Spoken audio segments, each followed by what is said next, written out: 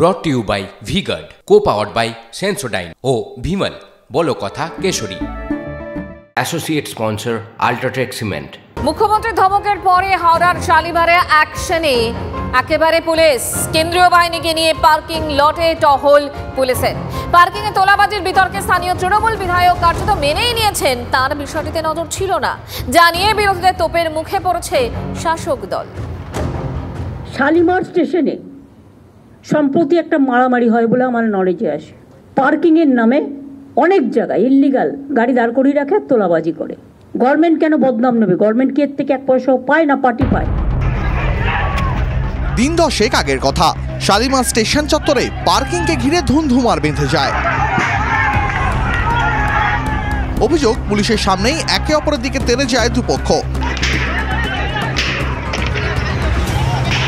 সোমবার নবান্নের বৈঠকে শালিমারের প্রসঙ্গ তুলে মুখ্যমন্ত্রী তীব্র ভর্ৎসনা করেন প্রশাসনকে। তোলাবাজির জন্য কেন সরকার বদনাম নেবে প্রশ্ন তোলেন মমতা বন্দ্যোপাধ্যায়। মুখ্যমন্ত্রীর কড়া বার্তার পর মঙ্গলবার ঘটনাস্থলে আসে বি গার্ডেন থানার পুলিশ ও কেন্দ্রীয় বাহিনী। চলে রুট মার্চ। মুখ্যমন্ত্রী এই ঘটনা নিয়ে উষ্মা প্রকাশ করার পরেই বি গার্ডেন থানার পক্ষ থেকে কেন্দ্রীয় বাহিনীকে সঙ্গে নিয়ে সকাল থেকেই পার্কিং লটে প্রদক্ষিণ চলছে, যাতে করে কোনো অপ্রীতিকর ঘটনা না ঘটে। 16 জুনের পর এলাকায় চেপে বসেছে আতঙ্ক। শান্তিতে থাকতে চান এলাকাবাসী। ওরা চায় কি এখানে ছেলেরা হামেশা দেবে থাকুক, আমরা लूटबो, আমরা খাবো, আমি सब कुछ করব। पुलिस हाँ ड्यूटी वो लोग दे रहा है। वकील है जो था मुकेश यादव ने मेरा घर में ढुक कर सबको मारा है। घर में कमाने खाना नहीं देगा लोग किसी को भी, कैसे होगा बताइए? हम लोग का रोजी रोटी कहाँ से चलेगा? তাৎপর্যপূর্ণ বিষয় হলো, স্থানীয় তৃণমূল বিধায়ক মেনে নিয়েছেন তিনি পরিস্থিতির দিকে নজর দেননি। আমি নজর দিইনি, আমি ওইটাই বলছি যে যেখানে হতে পারে কোনো আমি হয়তো সেই জায়গাটাকে একটু অ্যাভয়েডই করি কিন্তু এখন মনে হচ্ছে সেটা আমার উচিত হয়। আমি যেরকম কনজারভেন্সির কাজ দেখি। ল অ্যান্ড অর্ডার কার হাতে আছে? হাওড়া পুলিশ কোথায়? নিজেদের মধ্যে লড়ছেন যে আমি বড় শেয়ার নেব কি তুই বড় শেয়ার নিবি, সব মুখ্যমন্ত্রী জানেন। এটা জাস্ট বলেছেন, তারপরেও হাওড়ায় বা শালিমারে কিছু হয়নি, তার মানে হলো জাস্ট আইওয়াস। শালিমারে পার্কিং ও প্রমোটিং নিয়ে বিবাদ দীর্ঘদিনের। এর থেকে কি সরকার টাকা পায় প্রশ্ন তোলেন মুখ্যমন্ত্রী। বুঝিয়ে দেন এবার অ্যাকশন হবে। মমতা বন্দ্যোপাধ্যায়ের ধমকের পর ছবিটা কি এবার বদলাবে শালিমারে? হাওড়া থেকে সুব্রত বন্দ্যোপাধ্যায়ের রিপোর্ট, TV9 বাংলা। তার মানে ফুটপাত নিয়ে পুলিশ সক্রিয়। জমি জবরদখল হয়ে যাচ্ছে, সেখান থেকেও দখলদারদের হটাতে যথেষ্ট ব্যবস্থা নিচ্ছে প্রশাসন। কিন্তু পুকুর বোজানো, সেক্ষেত্রে সেই কাজগুলো কি থেমে রয়েছে? কলকাতা পুরসভার একটা এলাকার ছবি দেখাবো, যেখানে পুকুর শুধু বোজানো নয়, পাঁচিল পর্যন্ত তুলে দেওয়া হয়েছে।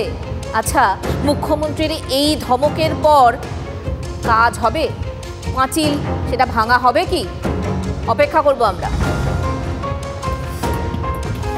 জলাভূমি আইনে পুকুর বোজানো যায় না, জলা ডোবা নয়নজুলি বোজানো যায় না। তারপরও কলকাতা ও শহরতলিতে পরের পর পুকুর বোজানোর অভিযোগ মাঝে মধ্যে কড়া বার্তা দিয়েছেন কলকাতা মেয়র ফিরহাদ হাকিম নিজেই। এগুলো প্রশাসনকে, এনভায়রনমেন্টকে এবং পুলিশকে এটা দায়িত্ব নিয়ে দেখতে হবে। আমাদের যেখানে বলবো আমরা গিয়ে ভেঙে দেবো। সোমবার সরব হয়েছেন মুখ্যমন্ত্রী স্বয়ং। খালগুলো দখল হয়ে যাচ্ছে, পুকুরগুলো ভরাট করে দিচ্ছে নিজের ইচ্ছা মতো, যেন নিজের প্রপার্টি রেখে গেছে কেউ, দখল করে বাড়ি করে নিচ্ছে।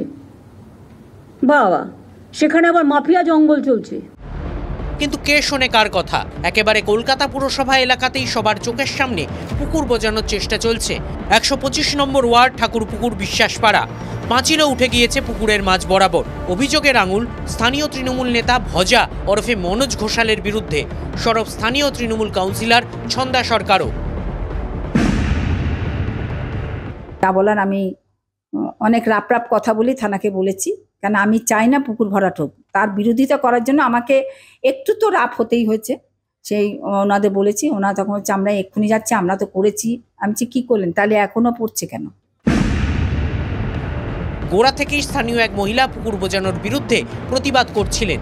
সোমবার পুরসভার লোকজন পরিদর্শনে গেলে ওই মহিলা ও তার মেয়ের ওপর চড়াও হয় ভজা ও তার দলবল। টিএমসি করে, আর সব থেকে বড় হচ্ছে সে সেক্রেটারি, মানে ক্লাবের সেক্রেটারি। হ্যাঁ, সেই এতে সে গায়ের জড়ি দিয়ে বাইরের লোকজন এনে এখানে সব এগুলো এরা হচ্ছে, আর যেই আসছে ভরাট করে তাকেই বোঝাচ্ছে এটা আমি আমার জায়গা ভরাট করছি। আমরা চাইছি এটা আনলিগাল জিনিস কেন হবে, এটা বন্ধ করা উচিত আছে। পুরোটা পুকুরি থাকবে, কারণ প্রত্যেকটা পাড়ার মানুষরা এখানে ঘাট শহরে স্নান পান করে, বাচ্চারা স্নান পান করে।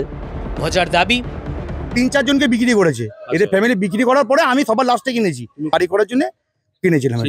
পুকুর সব তো সারা বছর জল থাকে না, কখনো কখনো পুরো গরমকালে পুরো জল নেমে যায়, জল যখন নেমেছে তখন ওই পাঁচিলটা দিয়েছি। পুকুর কিনলেও কি সেটা বোঝানো যায়? দেশের আইনও কি জানেন না তৃণমূল নেতা?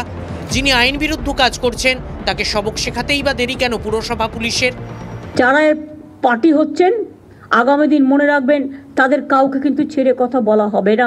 Government is very serious about it. মুখ্যমন্ত্রীর নির্দেশের পরও কিভাবে বহাল তবিয়তে পাঁচিল দখলদারির অবসান হবে? সৌভিক সরকারের রিপোর্ট, TV9 বাংলা। আর এবার দুটো অ্যাকশনের ছবি দেখাবো আপনাদের। মুখ্যমন্ত্রী ধমকের পর টনক নড়ল হাওড়া পুরসভার, অবৈধ নির্মাণ ভাঙল পুরসভা। 18 নম্বর ওয়ার্ডের বেনিমাধব মুখার্জি লেনের অবৈধ নির্মাণ ভেঙে দিল হাওড়া পুরসভা। আর হাওড়ার পাশাপাশি শিলিগুড়ি উত্তরের ছবি দেখাবো। মুখ্যমন্ত্রীর ধমকের পরে অবৈধ নির্মাণ ভাঙল শিলিগুড়ি পুরসভা। 35 নম্বর ওয়ার্ড আবাসন অভিযান, সেখানে রীতিমতো পুরসভার অভিযান চলে। অবৈধভাবে নির্মিত অংশ ভাঙল পুরসভা।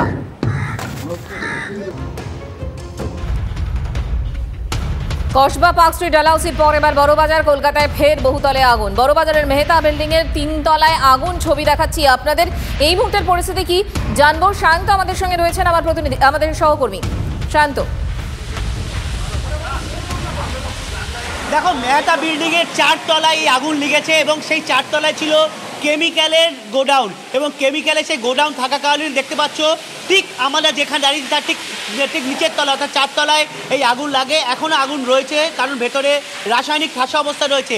এখানে যারা ব্যবসায়ী রয়েছে, আমি সরাসরি তার কাছে চলে যাব।